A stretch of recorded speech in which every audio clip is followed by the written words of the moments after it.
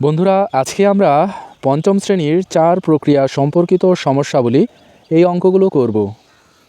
এই অঙ্কগুলো অনেকের কাছে খুবই কঠিন মনে হয়, কিন্তু যদি একটু সতর্ক হয়ে নিয়ম মতো করতে পারো তাহলে এই অঙ্কগুলো খুবই সহজ। এই অঙ্কগুলো করার আগে এই 3টা পয়েন্ট ভালো করে মনে রাখবে। প্রথমে অঙ্কগুলো অবশ্যই বাম দিক থেকে হিসাব করতে হবে। এরপরে ভাগ থাকলে ভাগের কাজটা আগে করবে। এরপরে গুণের কাজ করবে, গুণ অঙ্ক থাকলে গুণ করতে হবে। তারপরে যোগ অথবা বিয়োগ, অর্থাৎ বাম দিক থেকে শুরু করে যেটাই আগে থাকুক, যোগ আগে থাকলে যোগ, বিয়োগ আগে থাকলে বিয়োগ। এরপর আরও একটা বিষয় লক্ষ্য রাখবে, প্রথম বন্ধনী যদি অঙ্কের মধ্যে থাকে তাহলে এর ভিতরের কাজটা আগে করতে হবে। এরপর দ্বিতীয় বন্ধনীর কাজ তারপরে করতে হবে। এরপরে তৃতীয় বন্ধনীর কাজ সবার শেষে করতে হবে।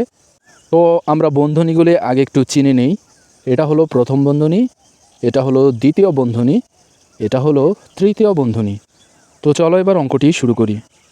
প্রথমে আমি 12 পৃষ্ঠার এই অঙ্কটি করে দেখাচ্ছি, মনোযোগ দিয়ে খেয়াল করো।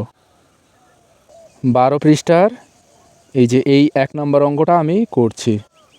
প্রথমে অঙ্কটা খাতায় তুলে নিচ্ছি।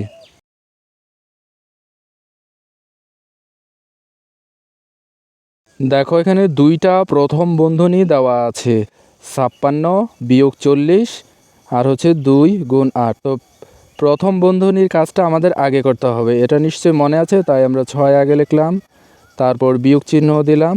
56 থেকে 40 বিয়োগ করলে কত হয়, যদি না পারো আলাদা জায়গায় করে নিও। বিয়োগ করলে হবে 16।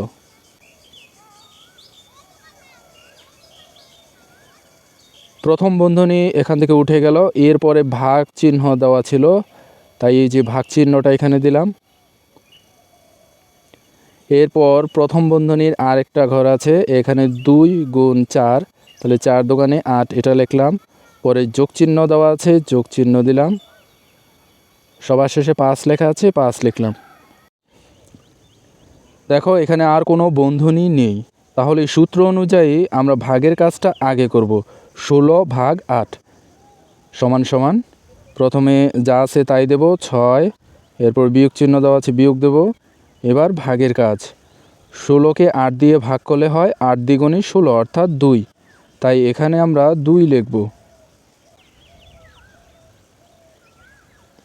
এরপরে যোগ চিহ্ন দেওয়া আছে, যোগ দেব। এরপরে 5 লেখা আছে, তো যোগের পরে আমরা 5 লিখছি। এবার এখানে যোগ বিয়োগ দুটা কাজেই আছে, কিন্তু সূত্রটা অবশ্যই মনে আছে, বাম দিক থেকে করতে হবে। তাহলে বাম দিকে যদি আমরা করি তাহলে 6 বিয়োগ 2 এই হিসাবটা করতে হবে।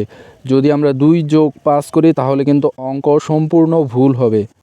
তাহলে 6 বিয়োগ 2 বাম দিক থেকে যদি করি তাহলে বিয়োগ করলে হবে 4। এবার এই যোগ চিহ্ন এখানে বসিয়ে দিলাম, যোগ চিহ্নর পরে 5 লেখা আছে, তাই এখানে আমরা 5 লিখছি। এবার আর তেমন কিছু অবশিষ্ট নেই, শুধু 4 যোগ 5 এটা যোগ করব, যোগ করলে হয় 9। তো এবার আমরা লিখব উত্তর 9। আশা করি বন্ধুরা বুঝতে পেরেছ। পরবর্তী ভিডিও পেতে চ্যানেলটি সাবস্ক্রাইব করে পাশে থাকা বেল আইকনটি বাজিয়ে দিও। ধন্যবাদ।